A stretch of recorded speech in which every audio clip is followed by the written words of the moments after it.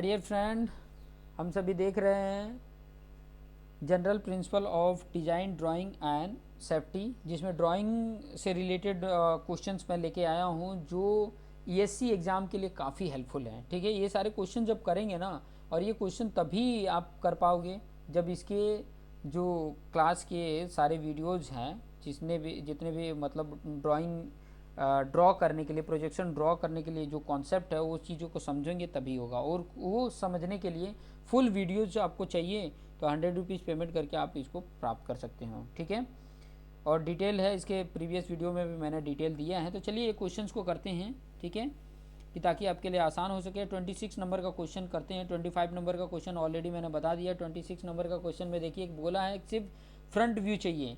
Arrow जिस तरफ बनाया होता है उस तरफ से व्यू देखोगे तो फ्रंट व्यू को रिप्रेजेंट करता है। तो फ्रंट व्यू में अगर आप देखोगे तो क्या दिखेगा, ये लाइन दिखेगी इस तरीके का, और ये पूरी यहाँ तक दिखेगी, क्योंकि ये भी तो लाइन दिखेगी, और ये ऊपर तक दिखेगा, और ये पूरी लाइन ये पूरी दिखेगी। ठीक है, ये पूरा दिखेगा। उसके साथ साथ यहाँ पर देखिए ये यहाँ तक दिखेगा। ठीक है, यहाँ से फिर बाद में ऐसे दिखेगा, और ऐसे देखने के बाद से आपको ये वाला भी ऐसे दिखेगा। इस तरीके से सिर्फ दिखेगा, बस इतना ही। इस तरीके से आपको देखने को मिलेगा। मतलब मैं यहाँ पे फिगर अगर आपको बना के बताऊँ तो इस तरीके से आपको फिगर, ये पूरा टच है, अगर ये पूरा टच नहीं है तो कोई बात नहीं।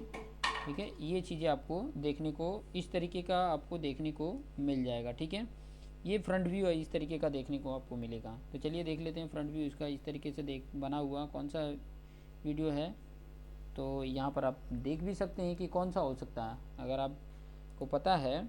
ठीक है, तो कौन सा होगा, फिगर बी होगा। फिगर बी इसी प्रकार से बना हुआ है। ठीक है, तो फिगर बी किस में बता रहा है, व्यू वी किस में बता रहा है, बी ऑप्शन में। B option is the right answer. 27 number का क्वेश्चन लेकर आए हैं। 27 नंबर का क्वेश्चन यहाँ पे देख सकते हैं। Which of the statement is true for view A के लिए क्या ट्रू है ये बताना है। फिगर ए को ही देखो। ठीक है, फॉर व्यू ए को देख लो। व्यू व्यू क्या रिप्रेजेंट कर रहा है, ए को देखो कि सर्कल। सर्कल अगर मान लो अगर बनता हुआ दिख रहा है तो फ्रंट से ही देखोगे तभी ये सर्कल दिखेगा। फ्रंट से ही देखोगे तभी ये सर्कल दिखेगा, बाकी कोई ऑप्शन नहीं है सर्कल देखने का, कंप्लीट ये सर्कल देखने का। तो फ्रंट व्यू है। ठीक है, देख सकते हैं यहाँ पे फ्रंट व्यू, बी ऑप्शन। ठीक है, बी ऑप्शन में फ्रंट व्यू बता रहा है, इट गिव्स बी ऑप्शन हो जाएगा। अब यहाँ पे देखिए, अब थोड़ा सा उससे रिलेटेड और भी कुछ इंपॉर्टेंट पॉइंट आ गया है। ठीक है, अभी तो ऑर्थोग्राफी देख रहे थे।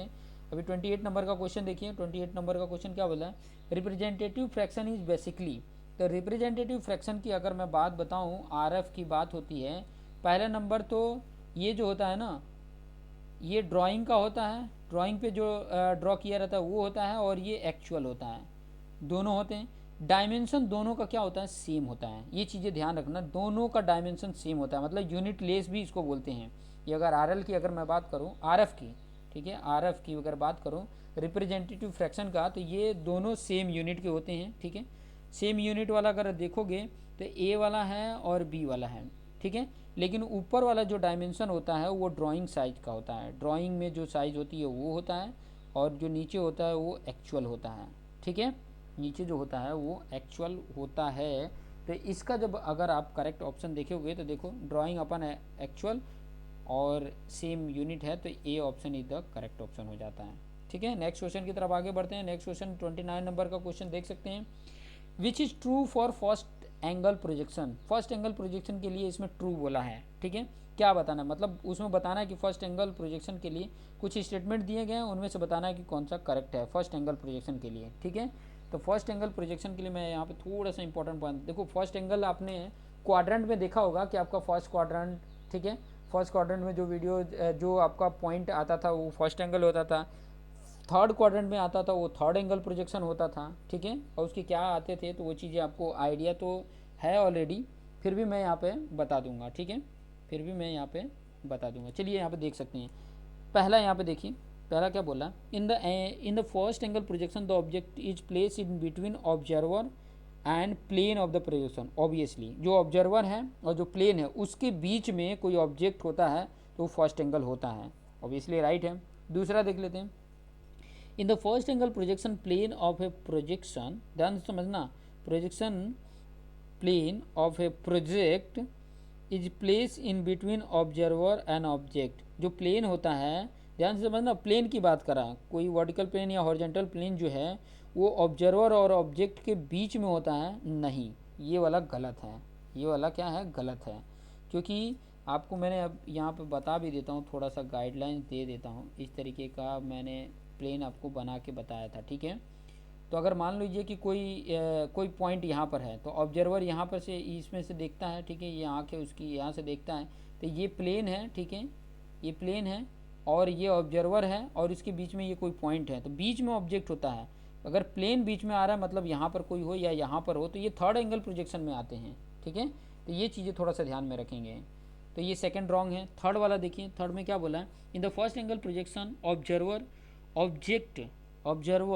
Object lie in the first quadrant, obviously ये भी सही है, ठीक है। तो ये फर्स्ट और थर्ड सही है, तो फर्स्ट और थर्ड करेक्ट कुछ में है, B option, B option is the right answer, ठीक है। ए में ओनली थर्ड बोला है, तो ओनली थर्ड नहीं है, उसके साथ साथ वन भी राइट है, तो ये बी ऑप्शन होगा, ठीक है। ये चीज़ें देख सकते हैं। नेक्स्ट क्वेश्चन की तरफ आगे बढ़ते हैं। 30 नंबर का क्वेश्चन क्या बोला है, देख सकते हैं कि a cylinder of diameter D, एक सिलेंडर है जिसका डायमीटर डी है, ध्यान से समझना, और बोल रहा है कि एन हाइट एच है, rest on its base on horizontal plane, horizontal plane पे वो क्या है, रेस्ट है, ठीक है। Which one of the statement are correct, correct के लिए स्टेटमेंट बना है। Its front view is a rectangle, front view में देखोगे तो रेक्टेंगल दिखेगा, ऑब्वियसली दिखेगा, फ्रंट व्यू देखोगे तो रेक्टेंगल। मैं आपको बता देता हूँ, थोड़ा सा मैं यहाँ पे बना के बता देता हूँ कि ताकि आपको आइडिया मिल जाए। देखिए मैं प्लेन ये बना रहा हूँ, ठीक है, ये प्लेन इस तरीके से आपका, ये इस तरीके से फर्स्ट क्वाड्रेंट का है। अब इसके ऊपर अगर इस तरीके से ये सिलेंडर प्लेस है, हॉरिजॉन्टल प्लेन पे इस तरीके से सिलेंडर प्लेस है, तो जब इस डायरेक्शन में देखोगे तो यहाँ पर कैसे बनेगा, इस तरीके से ही बनेगा ना, एक रेक्टेंगल जैसा बनेगा। टॉप व्यू देखोगे तो एक सर्कल बना हुआ दिखेगा सिर्फ, ठीक है, टॉप व्यू देखोगे तो एक सर्कल बना हुआ दिखेगा। तो सेकंड में क्या बोला, top view is a circular, ये भी राइट है, ये भी राइट है। तो यहाँ पर ऑप्शन में अगर देखोगे तो सी ऑप्शन राइट होगा कि नहीं, 1 और 2 दोनों करेक्ट हैं, C option is the right answer. अगर मैं ये चीज़ें मैं इसीलिए बता रहा हूँ कि अगर आपको पूरा वीडियोज देखना है तो सिंपल सा है, आपको 100 रुपीज़ पेमेंट करना है, ठीक है, और पूरा वीडियोज, पूरे वीडियोज, पूरे जो आपको ये जो सब्जेक्ट है general principle of design drawing and safety, ये पूरे वीडियोज आप आसानी से प्राप्त कर सकते हैं, ठीक है, 100 रुपीज़ में। इसके लिंक आपको मिल जाएंगे, आप आसानी से यूट्यूब पे देख सकते हैं। ओके, चलिए नेक्स्ट क्वेश्चन की तरफ आगे बढ़ते हैं। 31 नंबर का क्वेश्चन क्या बोला था, विच one of the statement is correct, इसमें 3 स्टेटमेंट देना है, उसमें बताना है कि कौन सा करेक्ट है, ठीक है।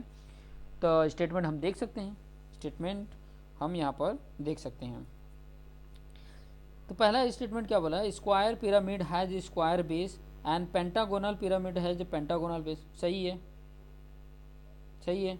दूसरा क्या बोला, axis of pyramid is imaginary line passing through the centre of the base and the apex, सही बात है, ये भी सही है। Prism is polyhedral made of 2 equal and called base parallel to each other, वो भी सही है, ठीक है। तो तीनों सही के लिए D option is the right answer है। देखिए मैं ये सब चीज़ें आपको तभी समझ में आएगा ना जब आपने वो ये प्रोजेक्शन ऑफ जो सॉलिड है, ठीक है, ये प्रोजेक्शन ऑफ सॉलिड वाला वीडियोज़ है, ये तभी आपको समझ में आएगा ना जब इसके वीडियोज़ को आप देखोगे।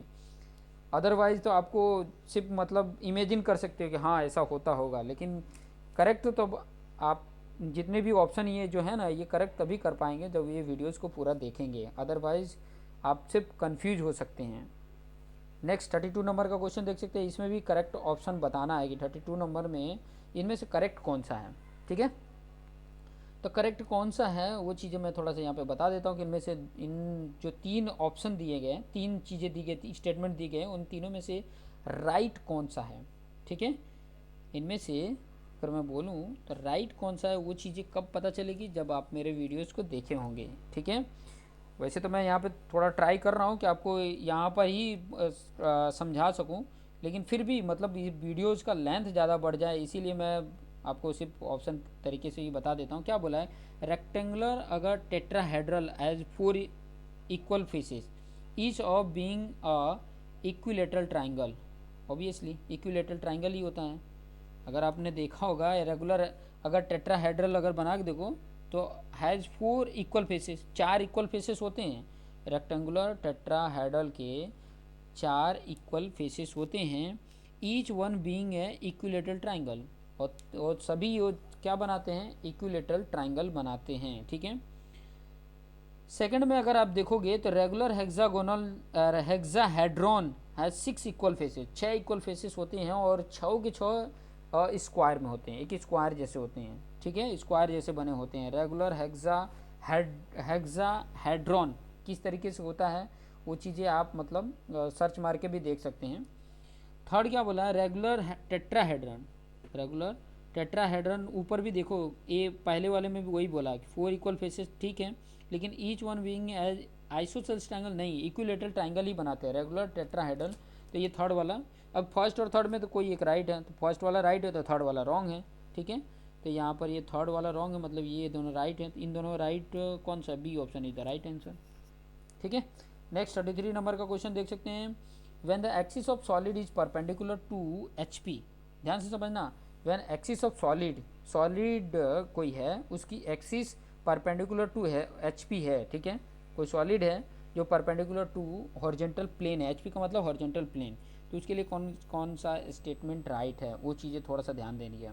मैं बात कर रहा हूँ सॉलिड की, ठीक है, कोई भी सॉलिड है उसका जो एक्सिस है वो परपेंडिकुलर टू हॉरिजॉन्टल प्लेन हो, परपेंडिकुलर टू हॉरिजॉन्टल प्लेन हो, तो उसके लिए यहाँ पर नीचे ऑप्शन दिए गए हैं, वो चीज़ें बताना है कि कौन करेक्ट है, ठीक है। कौन कौन से नीचे देख सकते हैं कि क्या बोला है, करेक्ट की ही बात कर रहा है, ठीक है। चलिए देख लेते, पहला क्या बोला है, first we will draw top view and of and then front view is drawn.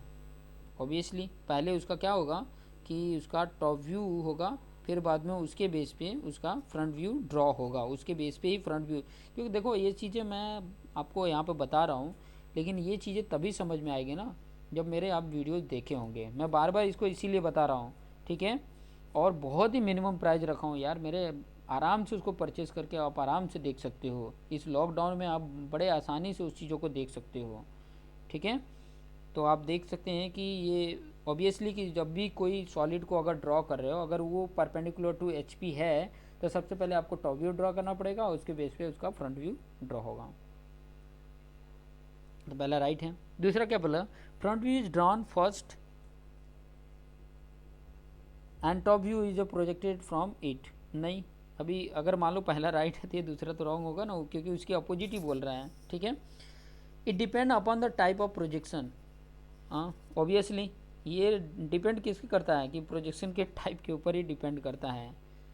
फिर बाद में for the first angle projection 1 is correct, ठीक है, फर्स्ट एंगल प्रोजेक्शन अगर है तो 1 करेक्ट है, तो 1 को मैंने करेक्ट किया है, मतलब कब किया है, जब फर्स्ट एंगल मैंने लिया है तभी करेक्ट किया है, ठीक है। तो फोर्थ भी राइट है, तो ये आपका 1 3 4 कौन करेक्ट कर रहा है, ए वाला, तो ए इज द करेक्ट आंसर हो जाएगा, ठीक है। 34 नंबर का क्वेश्चन देखते हैं। 34 नंबर का क्वेश्चन यहाँ पर ऑप्शन के साथ तो पॉसिबिलिटी नहीं है, लेकिन फिर भी ट्राई कर रहा हूँ, ठीक है, कि आ जाए।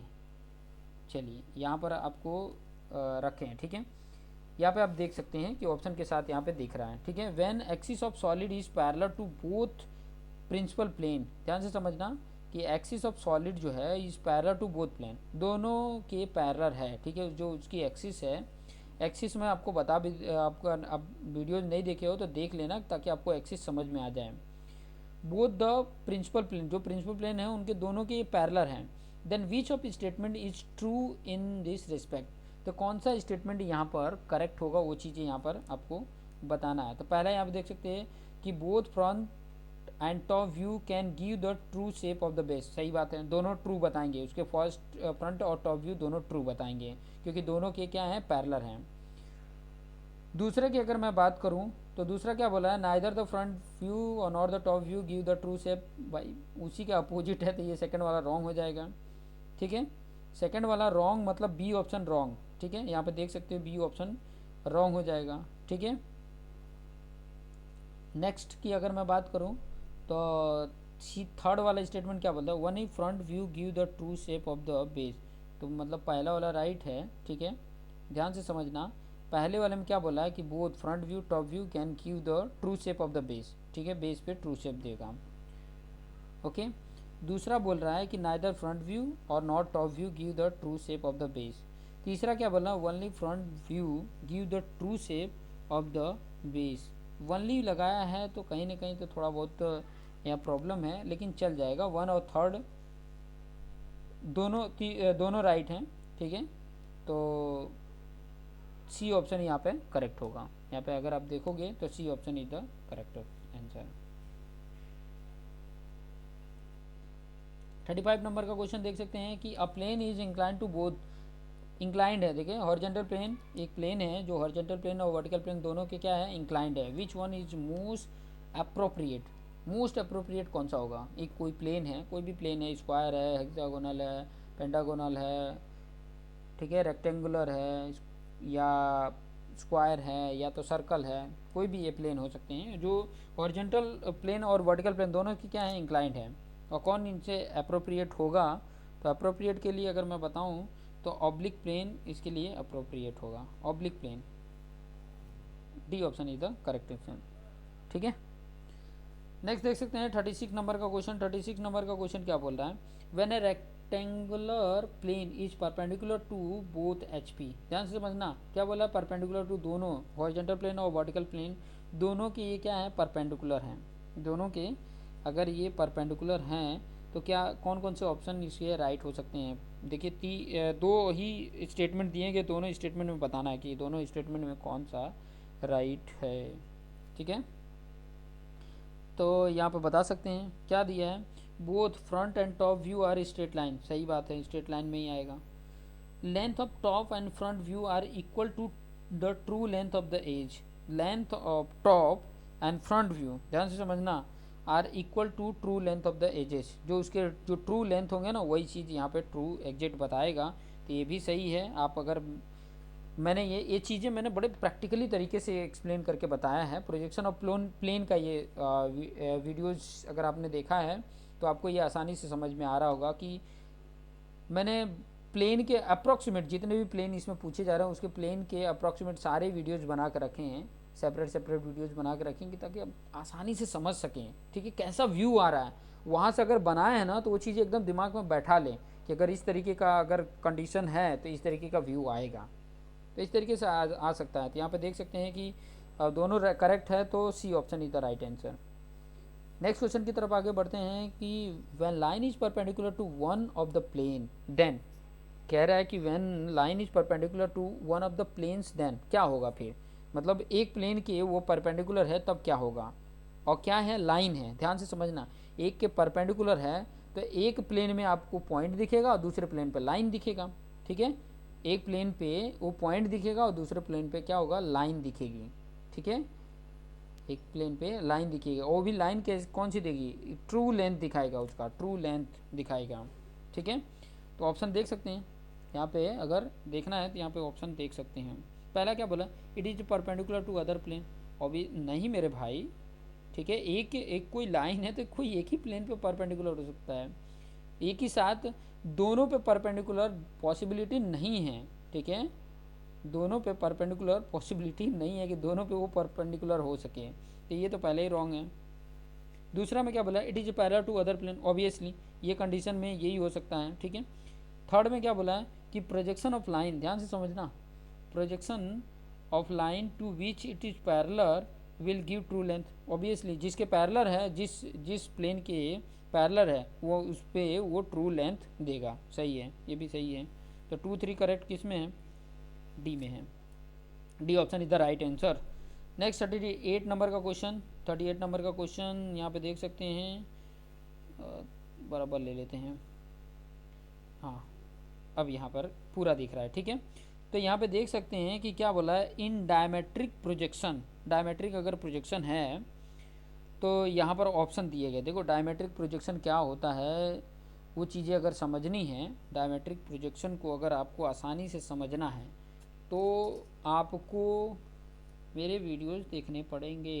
मैं बार बार हर चीज़ों को मैं यहीं पर आपको नहीं समझा सकता कि डायमेट्रिक प्रोजेक्शन को मैं यहीं पे इंडिकेट नहीं कर सकता, लेकिन ये ऑप्शन से आपको आइडिया मिल जाएगा। ठीक है, देख सकते हैं यहाँ पे क्या बोला है।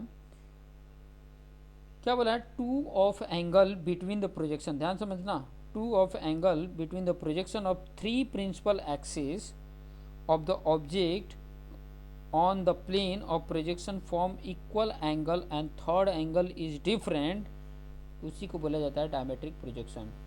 ठीक है, उसी को क्या बोला जाता है, डायमेट्रिक प्रोजेक्शन। ए वाला ऑप्शन इधर राइट भी है, ठीक है, ये पहला वाला राइट भी है।